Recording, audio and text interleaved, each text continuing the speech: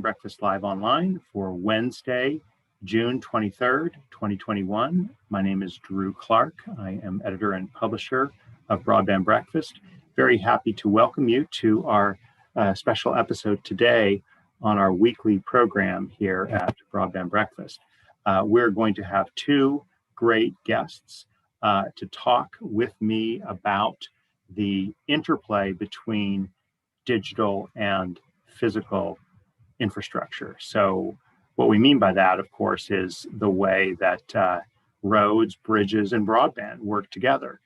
There's an inevitable interplay between the physical rights of way, the dig once, the tower siting, and we certainly want to dive into that with our two guests very soon.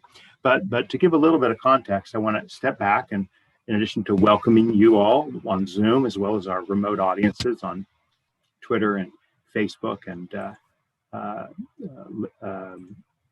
YouTube, to tell a little bit about Broadband Breakfast and our weekly Broadband Breakfast Live Online series. We do this and have done this for 16 months now, and are planning to continue for indefinite future. We did this with the start of the coronavirus pandemic as a way to keep people in this community connected and to talk about the solutions that broadband enables to the problems that we were experiencing through the pandemic. And we hope we've achieved that. We do particular series, we do particular multi-part sessions. We do debates. We had a very robust debate about Section 230 of the Communications Decency Act. And coming up in the summer, like last summer, we'll do sort of special one-on-ones with champions of broadband. So it's a good mix, but we hope you're always rewarded by marking on your calendar and coming back every Wednesday at 12 noon Eastern Time to our Broadband Breakfast Live Online events. I also want to remind you that we have recently launched the Broadband Breakfast Club membership. And I'm going to put a couple of things in the chat window for everyone.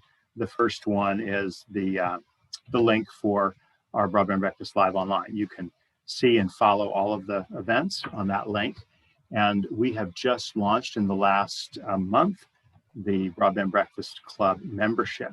And for a special limited time, you can join the club for $49 a month. We offer for members exclusive features and columns. Every Friday, you get a column from me that is not available on Broadband Breakfast, but is available to our members. You get invitations to members-only webcasts that we're going to be launching that will feature both infrastructure and also applications and use. And we offer discounts. So, for example, we are going to be very present at the Broadband Community Summit on September 27th through 30th of this year. In fact, in just a moment, I'll tell you a little bit about the mini conference that we're hosting at Broadband Communities. But members of the Broadband Breakfast Club get special discounted price tickets to the Broadband Community Summit. So these are among the benefits that you get for your $49 a month membership of the Broadband Breakfast Club. And we hope all of you, as our regular watchers and attenders, will consider joining. We post practically all of our content online for free on Broadband Breakfast, and we have covered for more than a decade the ins and outs of broadband infrastructure, broadband's impact, and the way it affects all of us today. So I'm going to transition now. Thank you for listening to us and for being a part of our community. Right now, we're going to move to the core topic, which is digital infrastructure investment. That is our upcoming conference at Broadband Communities. It will be on September 27th, a half-day conference. We call this, and I will now share the link for the event in the chat window as well. This event is the second year in a row that we have run this.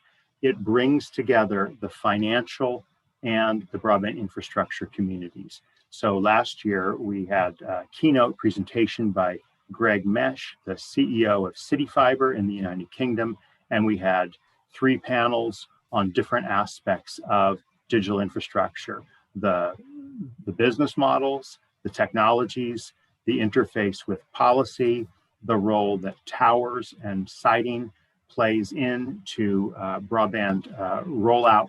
All of these topics were part and parcel of the discussion. And you can see a little bit of the taste for the event on this last link that I just posted. We'll be updating that and putting a lot more as we firm up the program for September 27th. What we've been doing on our program this month of June 2nd, 9th, 16th, today, and next week, is talking about particular pieces of digital infrastructure and digital infrastructure investment. So for example, last week, we had a really interesting discussion about open access business models.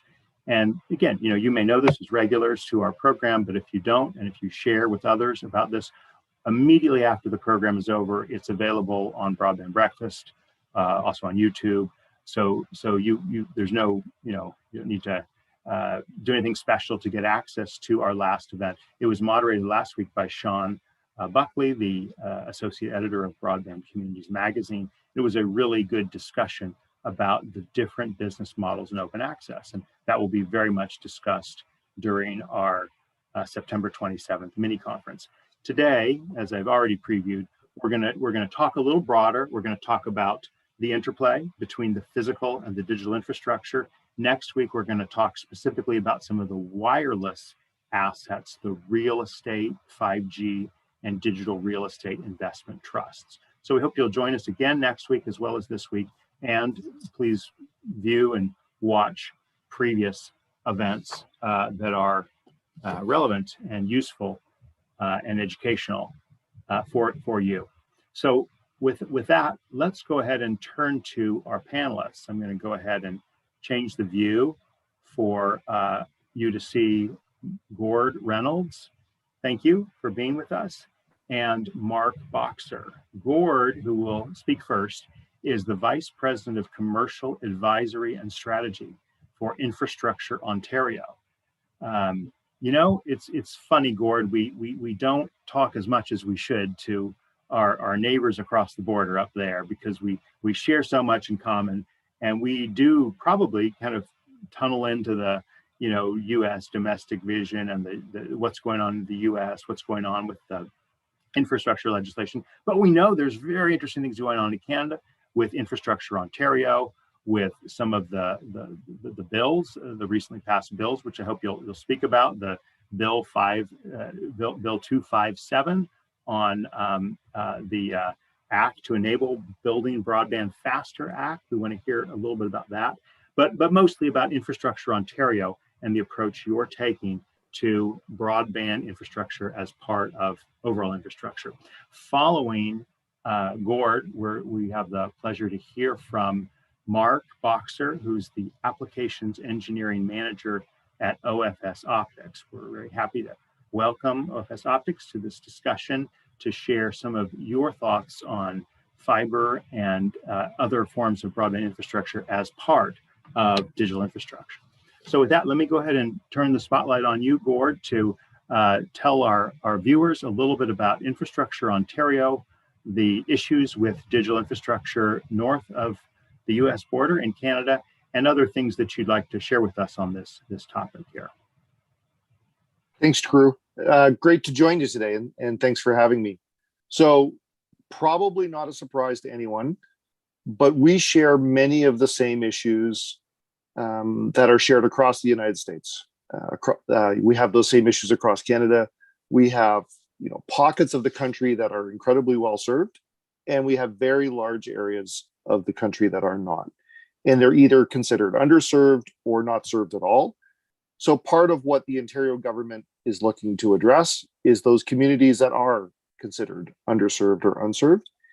And as you mentioned just a couple of minutes ago, the government here passed legislation. We refer to it as Bill 257, or the Building Broadband Faster Act, which allows the government to enable the construction of broadband by using municipal rights of ways and utility infrastructure, principally poles and ducts, to help get broadband built more quickly. The the coordination between those who build and own broadband infrastructure and municipalities and utilities has often been difficult, and we've taken a lot of guidance in Ontario, in Canada, from the successes that you've had in the United States and the examples that you've led with, specifically with respect to how the FCC's dealt with things like one touch make ready and things like that, as guidance for us on how we should be looking to enable broadband to be built more quickly. Infrastructure Ontario is an agency of the government, and we are principally charged with large infrastructure projects, as our name would suggest. And no exception is ensuring that we've got a broadband infrastructure here that enables all people to participate in the economy. The economy that is, as we've all been living this last 16 months, is clearly dependent on being able to work, educate, or get care from home.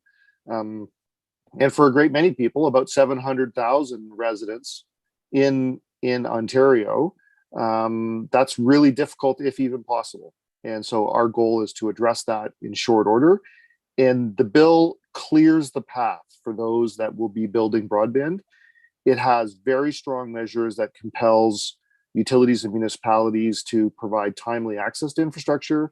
And it provides very clear playbooks for how that coordination is to occur, including what we refer to as One Window, which is a coordination platform that will work with ISPs, TSPs, WISPs, and municipalities and utilities to coordinate all of the work activities and to make sure that we really are supporting those that are building and owning broadband infrastructure and making sure there's full accountability and transparency to get those projects built in a timely manner. So, Gord, one quick question that's still explanatory in nature is Infrastructure Ontario just infrastructure, just digital infrastructure, just broadband infrastructure, or do you wrestle with all aspects of infrastructure and how does broadband, whether you do or don't do that broader picture, how does broadband play into the quest for improving infrastructure generally? So that's a great question. And as an agency, we have multiple functions. We are principally responsible for the government's engagement with the private sector on improving the value of public assets. And so that could be hospitals, it could be highways, it could be transit infrastructure, it could be long-term care facilities, which of course have become critically important for us to address shortcomings in that sector as of late, especially with the pandemic and the number of issues we had in the long-term care center. We also get involved in lending against infrastructure projects, and those could be local roads projects, they could be bridges, they could be community centers or other municipal infrastructure that's important to that community. We also act as the landlord's agent and manage most of the provincial real estate here for the government. That include office buildings, courthouses, correctional facilities and prisons, things like that. So we have multiple roles, but my role in particular is to lead the digital infrastructure and the project. And I come from sector, building principally power and communication infrastructure. And so I'm very involved in like transmission projects and things like that. But broadband obviously intersects nicely with utility infrastructure. There's a heavy dependency on making sure there's good coordination and cooperation between the two groups, whether they be ISPs, WISPs, ILECs, groups like that, and electric utilities, gas utilities, water utilities, and those who maintain and build roads, for example. Permit me just to linger a little bit longer on this point, because I think it's unique and worth calling out. It must be a rather substantial agency, given what you've just answered, that you do deal with much beyond broadband. You deal with the hospitals, the highways, the transit, the long-term care. And yes, you personally, Gord, you're kind of a broadband guy or a digital guy, but the entity itself is dealing with all of these. And so that really kind of puts you in an excellent position to be able to comment on this question of the digital and the physical infrastructure. And again, I'm searching for analogies, but I am not necessarily clicking on what in the US would be an analogy for what Infrastructure Ontario is, right? I mean, there are certainly agencies within municipalities. Chicago Transit Authority comes to mind, particular entities that have a kind of a purview like what you've described, but not on perhaps the scale you are. So could you just kind of comment on that? Maybe if you get this question from other Americans, what reaction do you give to them as to like how you would fit in if you were kind of a US based entity, but also again, just any further thoughts on how you can use your knowledge and authority over infrastructure more broadly to help drive broadband?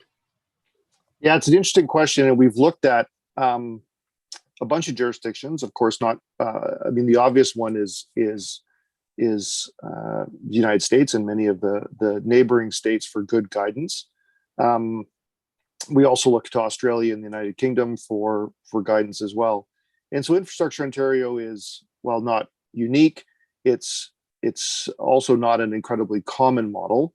So we play multiple functions, as I mentioned. We look after the real estate portfolio for the government, being the largest landowner in the province. Of course, that's a substantial holdings. We also run the public-private partnership procurements for the government. So, as I mentioned, transit, highways, hospitals, because we have socialized medicine here, so hospitals are built and owned and run by the government. And a number of other institutions, including courthouses and facilities like that we rely on to sort of as the underpinnings of our communities, and then work with the private sector to really drive public benefit on the back of public policy making. So working with the different agencies within government who make policy and make legislation to ensure that those programs are executed in a way that have maximum public benefit. And to the extent that we can use private capital and private risk to drive public benefit, that's a great opportunity for us. And working with the private sector, for example, public-private partnership projects where we're using private capital to do design, build, finance, maintain like projects, or DVFM as people refer to them, for things like highway and transit, and not using necessarily capital from tax revenues, but rather private capital to build those projects and have the private sector step up and own the risk. That's not unlike what we're doing with broadband, where we will make subsidies available to those that would be building projects and find their business cases challenged in those underserved or unserved communities. We will be bringing public capital to bear to help bolster the business case. And we'll be doing it on a basis that it's a pay for performance type contract, not unlike what we would do for a highway or a transit project, where we're paying for an outcome and working with the private sector who would own that infrastructure and design it and build it and maintain it and offer service to consumers to make sure that it meets the minimum requirements that we've established here in Canada. Those standards are a 50-10 service currently. That's a national standard. And so our goal is to reach at least a 50-10 service in all regions of the province by the end of 2025. And I know for some people that seems like a long way out, but when you think about Ontario as a landmass, it's twice the size of Texas. For those, when I talk to them in the UK, it's France and Spain combined as a geographic territory. So it's a lot of landmass with about 4.5 million premises. So not a big population, but a lot of area to cover. And so a lot of that terrain is very difficult to serve. And it's important that we have everybody at least at 50-10 service. And our goal is to get there by the end of 2025.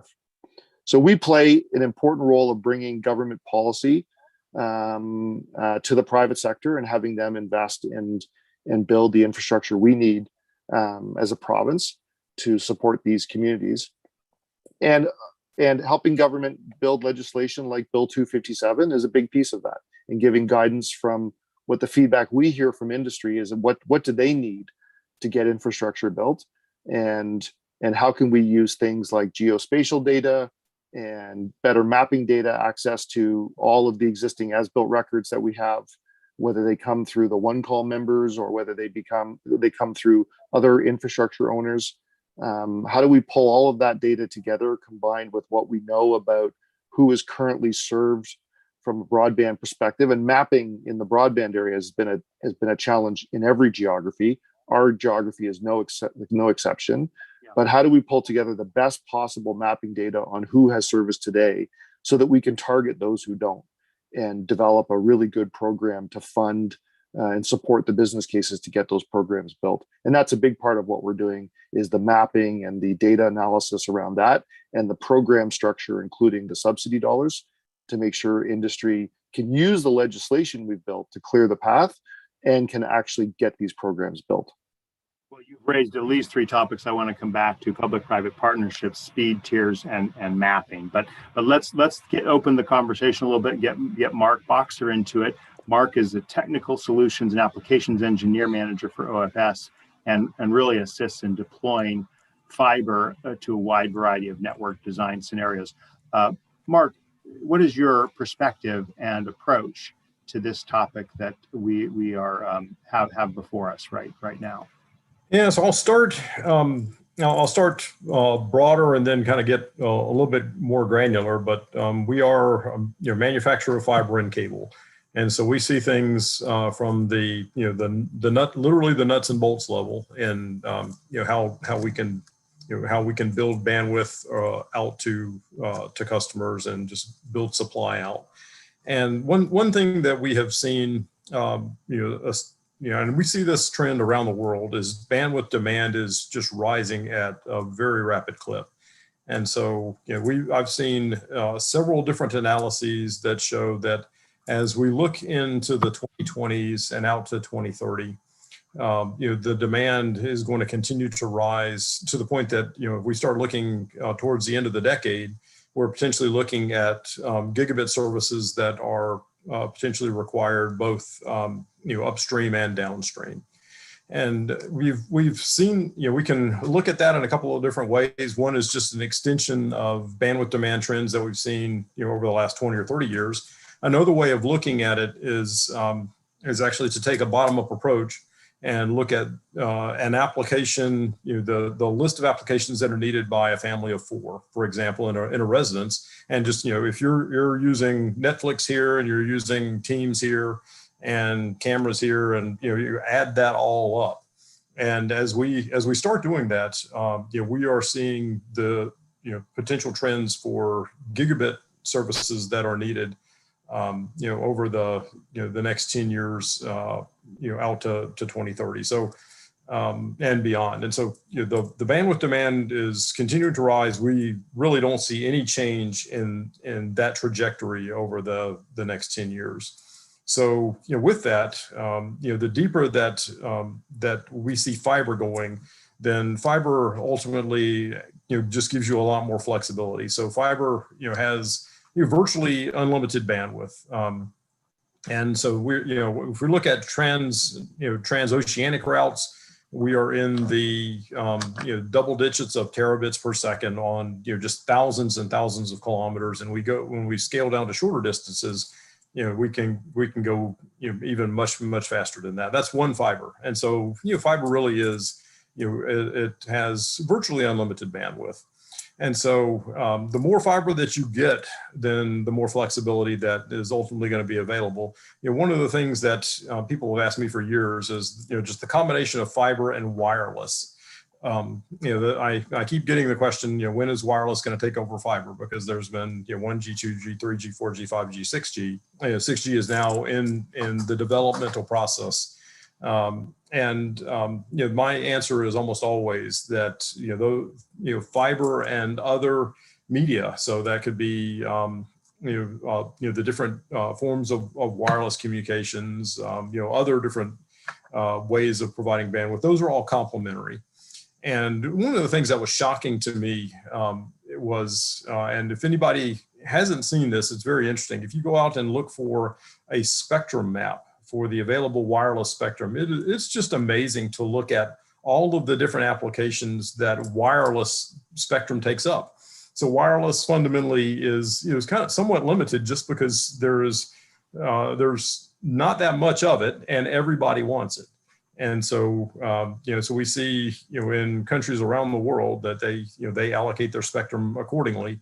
And, but you end up, regardless, the more fiber you have, then the deeper you can go and the more efficiently you can use the available spectrum to provide more bandwidth to customers and to ultimately to end users.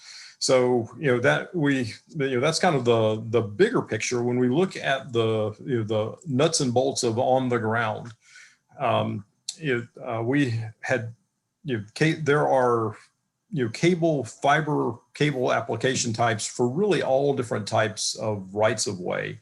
And over the last 15 to 20 years, we've also seen a lot of fundamental innovations that may not be visible to somebody who's not within the industry, but ultimately those innovations make the progress happen. So a couple of innovations that I thought I would mention are one, bend and sensitivity of fiber.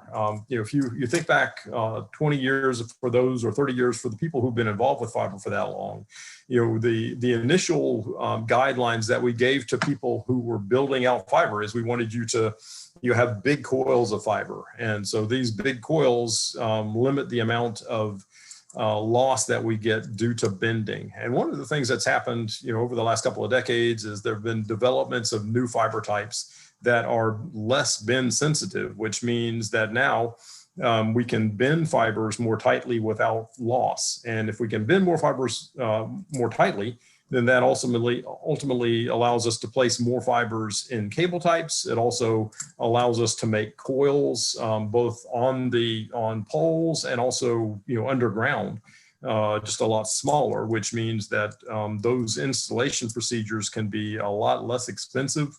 They can go a lot faster, and really have a lot of those fundamental innovations can continue to contribute to the decreasing price of fiber installations, especially as we compare that to other media. One thing additional to go along with that, over my career, I've seen the price of fiber drop, of raw fiber drop roughly around 95%, such that just the price of fiber is cheaper than fishing line. And it's amazing that you've got that much technology wrapped up into something that is now that inexpensive, but that's what's enabled us now around the world to continue to bring fiber to to people, to their homes, to their businesses, to their farms, to their cell sites. We had fiber to the chicken coop application that somebody brought up a little while ago. And the one final point I'll make, just as an introductory comment, is that infrastructure, when fundamentally we're talking about infrastructure, and infrastructure really needs to last for decades. And fiber has an excellent track record from a reliability standpoint. And if you really want to get technical about it, we could go very deep into actually why that's the case. But that's not by accident. There's been a lot of engineering that has taken place to make sure that those fiber cables that are installed are going to last for a very, very long time. So those are some opening comments, and I think from here, I'll turn it back over to you. Well, that's great, and maybe we get to it today, maybe we don't, but we just come back to it in the future, or an expert opinion that you or someone else might write for us. I would love to kind of drill down on why there's a future-proofness, why there's a kind of resilience to that fiber infrastructure. Let me start. I've been jotting down my questions, and again, we invite our audience to go ahead and put your questions in chat. We can ask them here, but I like to maybe kind of lay out a couple. So I'm going to lay out 5 areas that we can talk a little bit about. One is technology, right? And maybe Gord, your thoughts on kind of the fiber versus wireless debate. And I think Mark said it very well, in that it really isn't about fiber versus wireless. You need fiber to get better wireless. But notwithstanding that, I mean, could you just speak to some of the technologies that Infrastructure Ontario is involved in. Secondly, I'd like to come to the public-private partnerships that you were speaking about, Gord, and how that's facilitated. Maybe the speed and the speed discussion, right? That's been very much in the U.S. mind, and so I'd love your thoughts on our debates over this. 50-10 is different from 25-3, of course, but it's not as high as 100-100, which is what people are talking about now. Mapping, maybe another topic we may or may not get to, and then some questions that have come up recently about shortages, labor shortages, fiber shortages. Mark, very, very much like your thoughts on that, because in the US, of course, there's a lot of discussion right now about broadband infrastructure, about government funding for broadband infrastructure. There was even before this administration and the latest bills, because of the Rural Digital Opportunity Fund and helping some of those business cases. But at the same time, there's now questions about shortages and too many people chasing too little fiber. So let's start with the fiber versus wireless. And Gord, let's turn it to you for some of your thoughts on this question. Yeah, and it's a great topic. And actually, I think there's an intersection between the tech piece and the shortage piece. Certainly, as we've engaged with industry, people, although Mark, you and I haven't had the pleasure of connecting, but many of Mark's colleagues, have been talking to us about. We have a companion document that we are developing with industry to the legislation. So we refer to it as a guideline. It's basically a how-to manual for building broadband under the legislation, under our program, and how do those who build broadband projects avail themselves of the benefits of the legislation. And much of that includes design innovations. It could be technology innovation, could be process innovation.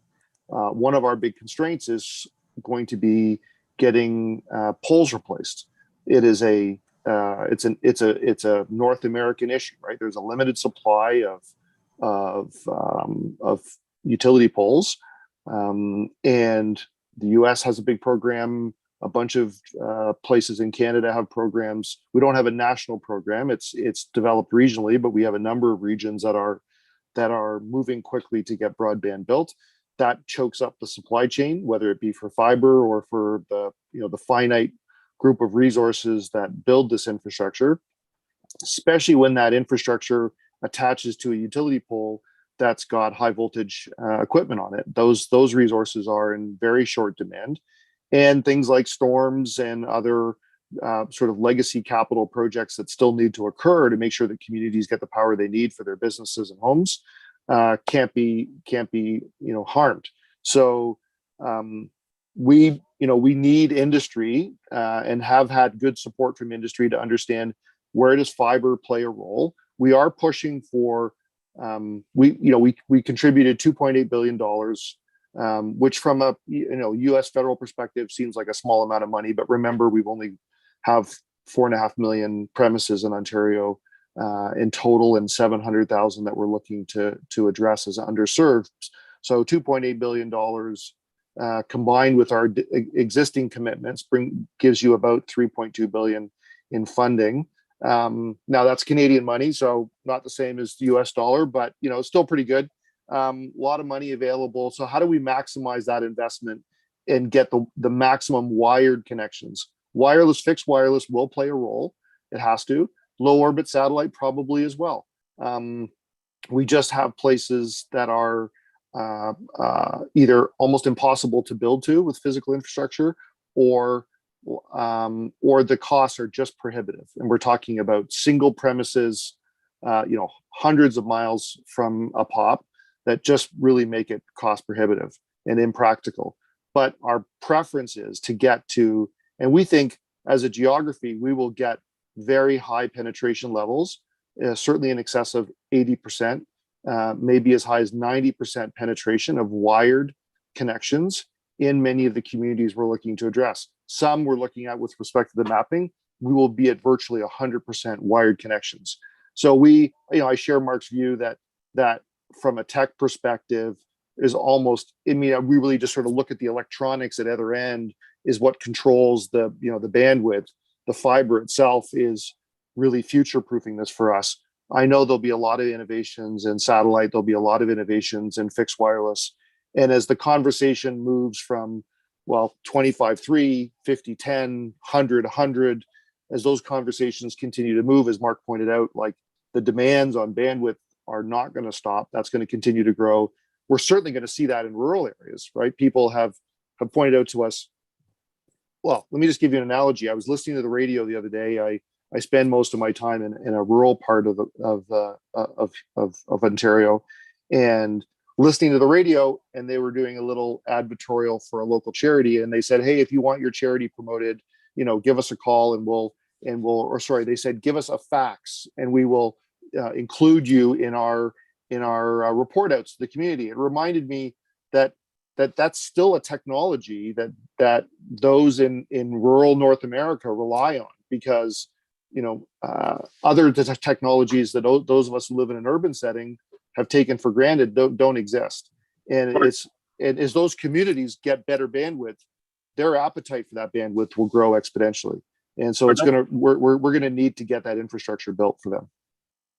Let's drill in on just a little bit on this major bill 257, right? And you referred to it in terms of poles and ducts, and you also referenced the one touch make ready process and praising that a little bit. I'm wondering if you could speak to what is useful about the one touch make ready process that you've observed in the US, and what are the problems, where are the bottlenecks on the pole attachments what's 257 trying to do, in other words, and how does that kind of come at this question of physical infrastructure? Yeah, so if we look at, maybe we'll just focus on the overhead infrastructure for a minute, because roads are slightly different. But if we look at utility poles, for example, those are split between telecommunications companies, which are licensed federally, and electric utilities that are licensed by the Ontario government and regulated by them. And so we focused on the poles, which are about 60% of the poles in Ontario are owned by electric utilities.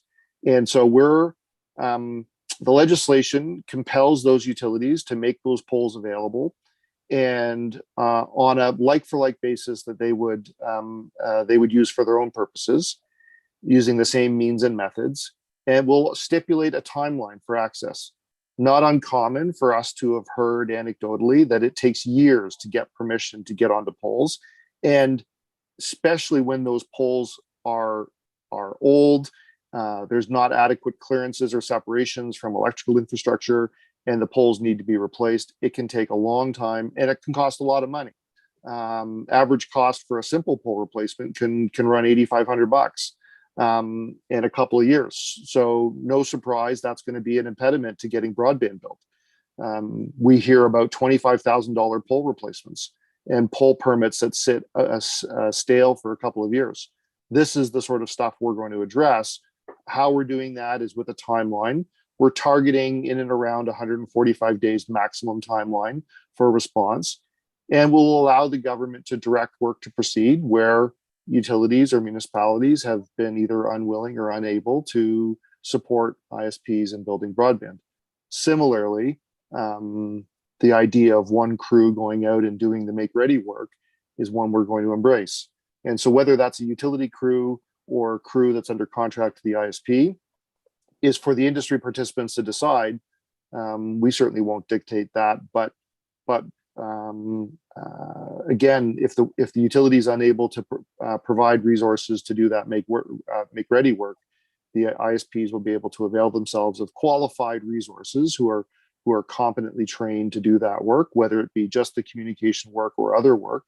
And we'll work with other ISPs that are attached to those poles and utilities with electrical infrastructure on the poles to make sure that make ready work can be done, doesn't affect service reliability for any of the customers, and certainly doesn't affect safety. And we only have one truck roll instead of having 2 or 3 truck rolls, which is what we typically see here. And that's not uncommon, of course, across North America. Mark, let me ask you, how much of a problem is the pole attachment issue from your perspective, working with your customers as you watch sort of the rollout of digital infrastructure in the US and around the world? Yeah, poles are very complicated animals. I was kind of amazed at how complicated a simple pole is. So we have customers on all different sides of the pole discussion, and so I'm going to limit my comments to just the the point that poles are very important infrastructure. We find that aerial installations are typically a lot faster and a lot less expensive than underground installations. And so, for that reason, we see that poles as being a very important right of way, and that has been and will absolutely continue to be the case. When we get into specific points on legislation, I'm gonna choose to pass. But but overall, poles are certainly very important, and they are critical infrastructure. Well, let's talk about public-private partnerships next. All right, and how they have been or may continue to be a vehicle for broadband deployment. And again, Gord, you sort of led the way talking a little bit about this. Talked about design, build, finance, maintain. Could you comment on how active PPPs have been in Canada for broadband, if at all, thus far, and how you expect that model to emerge in coming years?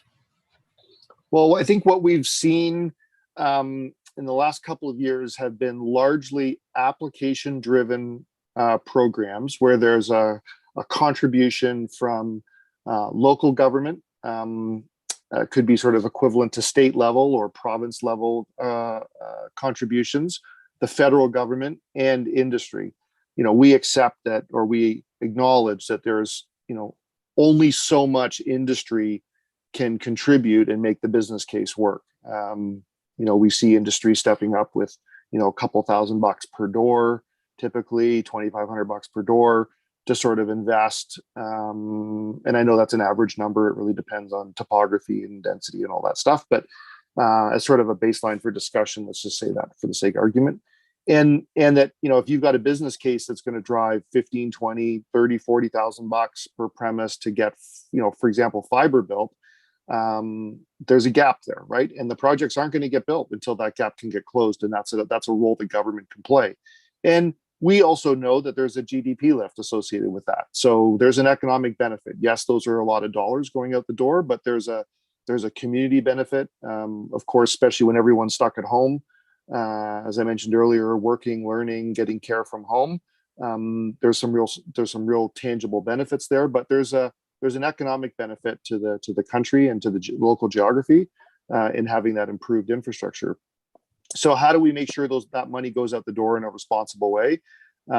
We've looked at shifting from those applications, which has some shared responsibility, to offering subsidies to project proponents. And you'll hear the governments here federally and provincially announce in the coming days a bunch of projects in Ontario and different announcements around funding that we're going to be making available. We've announced the funding, but the vehicle by which we're going to deliver the funding has yet to be announced. And so that will be exciting for industry because it really gives them the freedom to decide how they want to design. They can bring their design innovation to these projects and look to remove as much cost and complexity as they can stomach. It's their risk. Now, government sort of get out of the way, clear the path and get out of the way. Make the critical funding available and let these private parties who build and own broadband and are really good at it do what they're best at and go and do that, as opposed to us mucking about in their applications and making a technical decision on the merits of their project and things like that, like route discussions and things like that.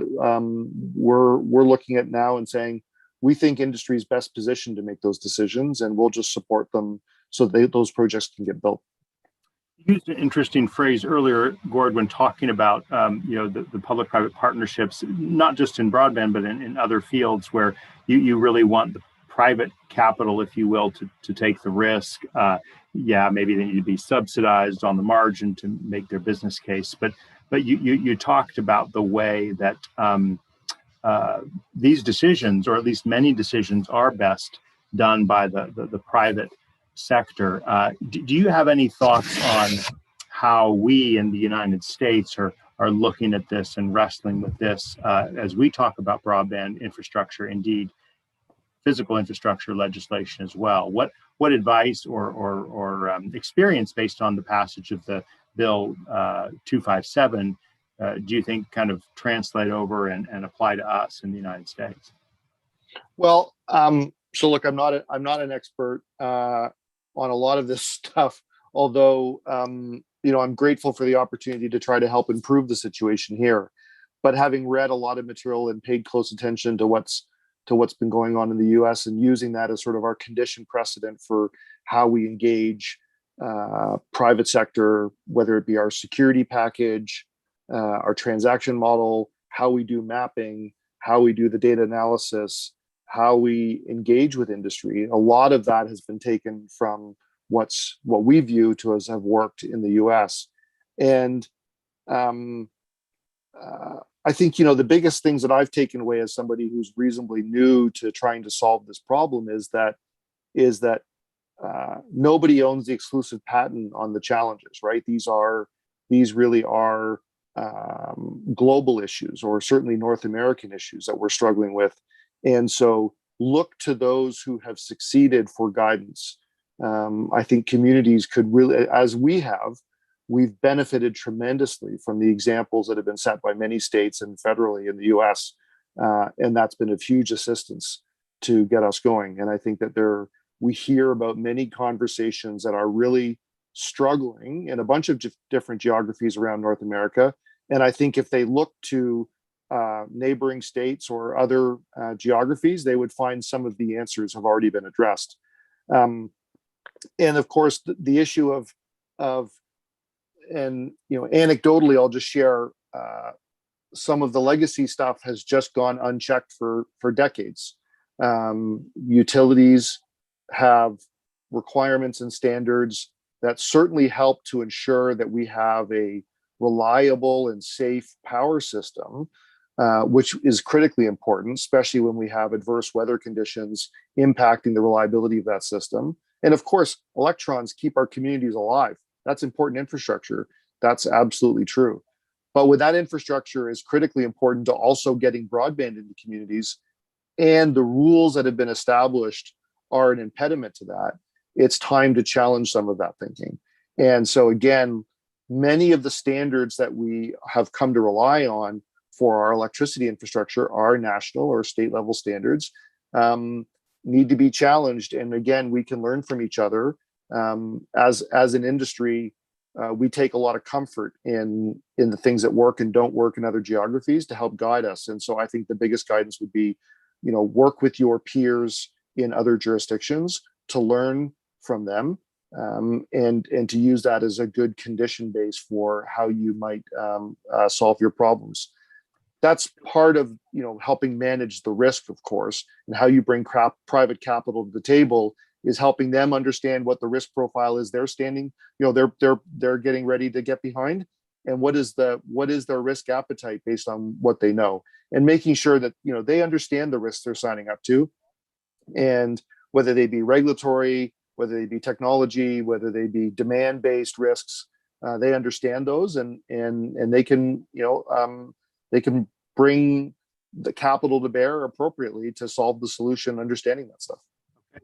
Well, we got about 10 minutes left, and I want to make sure we talk a little bit about speeds, mapping, and also the shortages question that we raised, as well as any questions that our audience would like to pose here in the chat window. So let's talk about speeds, right? Mark, there's been this debate in the United States about, is 25.3 adequate? And there's probably an emerging consensus it's not. The question is, well, whether we kind of bump it up dramatically to something like 100 megabits per second down, 100 megabits per second up, symmetrical service, or whether there's some, step in the middle there, or not. I mean, what are some of your thoughts on speeds, both as a threshold matter, as well as how your customers think about speeds versus reliability or convenience or other factors? Let you take that one first, Mark. Yeah, so we have people, I interact with people on a regular basis that have 25.3, and what we have found through the pandemic is it has been just unusable. And so unusable, you said, right? Yeah. I mean, if you take a household, and so we saw, especially in the depths of the pandemic, we've got 25.3. You've got potentially a family of 4, all trying to use the network, and that 25.3 really doesn't get you very far when now you have 4 people actively trying to use it, plus all of the other applications that are using it passively. So, you think about cameras, and you think about all the automatic downloads that occur for various things, and just all of the things that happen in the background.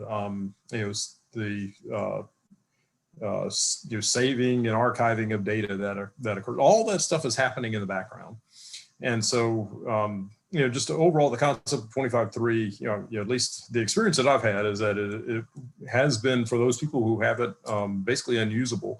And so, I think about the electricity analogy. I'm in Atlanta right now, but I live in North Carolina. And, in North Carolina, it gets kind of hot. It gets hot in Atlanta too. And, I don't have to make the choice as a person whether or not I turn on, have my refrigerator on versus my air conditioning.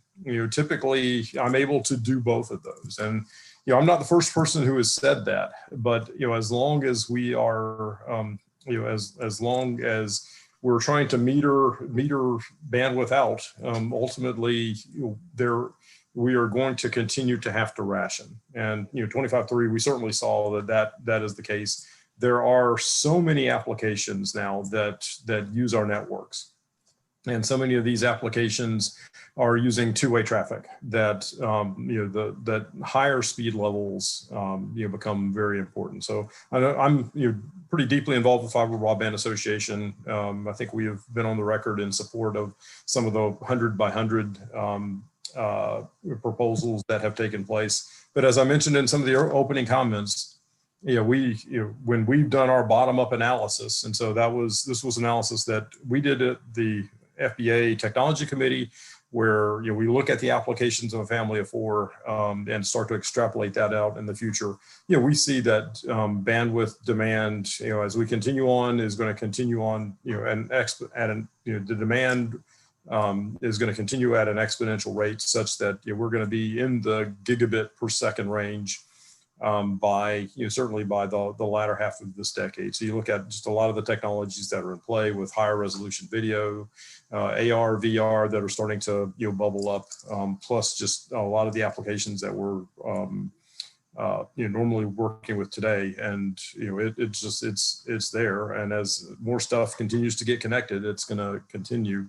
And the one thing that I'd like to highlight is that speed is also not the end all be all. We have to think about the concept of latency, and especially you can have you can actually have very high speed, but if that high speed has significant latency, then ultimately your real-time communications, which is what we're doing right now, cannot happen. So we've got a number of people who have high latency in their networks, and so it's very important to consider that as well when we're thinking about just overall performance. Gord, what's your take on it? I mean, obviously you mentioned the Canadian standard of 50 megabits down and 10 megabits up. I don't know if there's been a similar discussion about changing it, but in many cases, obviously people are not necessarily thinking that that's what they should be doing. They're planning for much more. And you've talked quite extensively about fiber, which of course has much more capacity than that. But do you have any additional thoughts on the speed question, Gord? Well, so the 5010 standard is a national standard, and that would be sort of above my pay grade, so to speak, to opine on whether that's an appropriate standard or not. But and these are my personal comments, not those of my employer. I would say it's given what we're doing today, how we're working, and how our kids are getting educated. Even 5010, I mean, to Mark's point about 25.3 not being adequate, 5010 you struggle with a family at home, both parents working, kids educating. That's assuming they're not getting too hard into the gaming during the day, right? There's some pretty heavy applications, whether it be streaming or gaming, that really affect that. Certainly, apps are getting better, thinner clients, optimize equipment and electronics at the other end, right? Doing good QoS and things like that to help improve, make the best of less performant networks. But you do get, there's only so much bandwidth to go around, things start to suffer. And then to Mark's point, latency, especially with real-time applications like what we're doing right now, if you've got latency issues, that's problematic. And so this is something that lots of discussion by industry. They're like, okay, so you're going to subsidize a build of 5010. Are you understanding that that's, you're limiting your options from a future perspective? Do you understand that as a government, as a policy making organization? Do you understand those limitations? And should we be thinking about 100 or something else? Do you subsidize 5010 or do you only subsidize, gigabit symmetrical? We subsidize to 5010. That's the current standard, but we recognize the benefits of, for example, fiber and being able to build gigabit service, and that has future proofing benefits built into it, inherently because of the fiber. And as we've talked about, it's almost infinite from a bandwidth perspective. It's really just the electronics at either end that need to get upgraded to improve that, as we see it. But it's more than just that for us. It's the discussion about how do we build for tomorrow is about convergence. We look a lot at what are the costs going to be, for example, to build out 5G networks. Our programs aren't funding 5G programs specifically, but we recognize that infrastructure is going to also be critically important. And to the extent we're building middle mile infrastructure to support last mile applications, where is the convergence from proponents to make sure if we're doing things like joint trench or hanging bundles of fiber on poles, that we're doing it in a way that gives us that scalability for 5G applications. So whether it be FTTH or FTTH 5G, that there's that convergence opportunity. We've seen the business cases and they support that.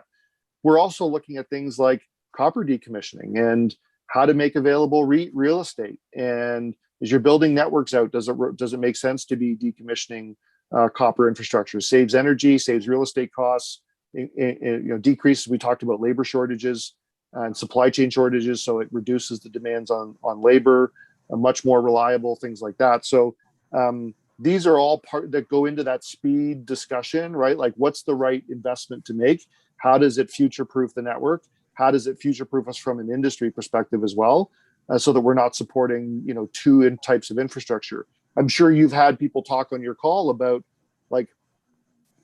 things like maintaining an old twisted pair network, right? Is tough. Like they're just not training those people anymore, right? Or old coax networks. And so we're training everybody on fiber. So you keep this old network going. What happens when it goes down, right? And we still rely on it. So how do you make sure you're building for tomorrow, still maintaining for today, but recognize there's a journey we've got to get to quickly? Well, those are excellent wrapping up comments as our time is coming to an end. I want to give Mark a chance to respond to the question of defining latency, and then please give us a couple of closing thoughts from you, Mark. Yeah, so the question is, I think one of the questions was how much latency is too much, and in general, I'm going to say the lower the latency, the better. I'll also just say to everyone, I haven't done a deep dive in the world of latency, but just in general, lower is going to be better. One of the just one of the milestones, if it's not the perfect word, but that's the one that came in my head. But one of the points that has been referenced, during the discussion about latency is that as we look at virtual reality applications specifically, human beings actually will start to become ill when if there is latency that's more than, I think it was in the 15 to 20 millisecond range. So if you're watching something in virtual reality and the world is not your brain, the data is not following your brain, then people can actually get somewhat queasy and beyond with that. So that is a starting point with latency. But then there are so many other applications when you get into car, especially when you start getting into cars and connected automotive applications and those kinds of things. So, it is less is more. And just as a quick summary, because I know we're at 1 o'clock, just, in general, the deeper we can get fiber infrastructure, the better we are off, just to be able to leverage that, to be able to provide high-speed services. And we absolutely see that those high-speed services are going to be needed long-term. Well, before I thank our two panelists, I want to remind our audience that we'll be back next week, Wednesday at 12 noon. If you enjoyed this and you'd like to hear more and stay connected to Broadband Breakfast, we encourage you to join the club, broadbandbreakfast.com/join for more information. We also want you to prepare for and learn about the Digital Infrastructure Investment event on September 27th. And next week, we're going to be talking in particular about wireless infrastructure and digital real estate investment trusts. On behalf of Mark Boxer of OFS and Gord Reynolds of Infrastructure Ontario, I'm Drew Clark. Broadband Breakfast, thank you for being with us during this